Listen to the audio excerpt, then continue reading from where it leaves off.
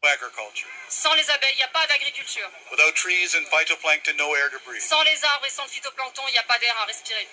So we have to recognize their value Donc il faut qu'on reconnaisse leur valeur and learn to live in harmony with all living things et qu'on vive en harmonie avec le reste du vivant, in a system of diversity and interdependence. dans un système de diversité et d'interdépendance. And that's what it's all about. C'est ce dont il s'agit. Je veux dire un truc.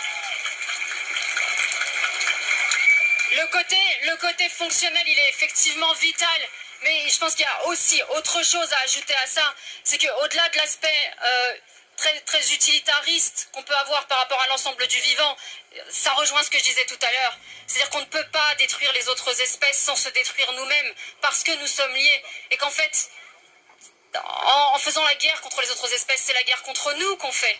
Parce qu'encore une fois, nous venons de la même chose. Quand on se demande qui nous sommes, c'est parce que nous ne savons plus qui nous sommes, c'est parce que nous sommes perdus que nous détruisons le monde, parce qu'on court après quelque chose. Et ce vide qu'on peut sentir à l'intérieur, il vient de ça. Il vient du fait qu'on s'est déconnecté. La différence entre les gens qui détruisent le monde et ceux qui veulent le sauver, c'est une question de connexion, c'est une question de mémoire.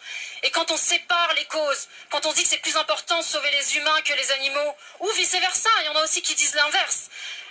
En fait, c'est juste qu'on a une mémoire sélective. Parce qu'en fait, tout ça, c'est la même chose. On est dans un grand tout.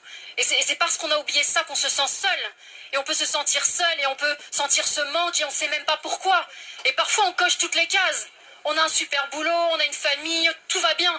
Et ce vide, on peut le ressentir quand même. Parce que tant qu'on est déconnecté du vivant, on est coupé de nous-mêmes. Donc encore une fois, vraiment, moi, pendant toute cette épreuve, je me suis raccrochée à ça, à ce que me disait mon cœur.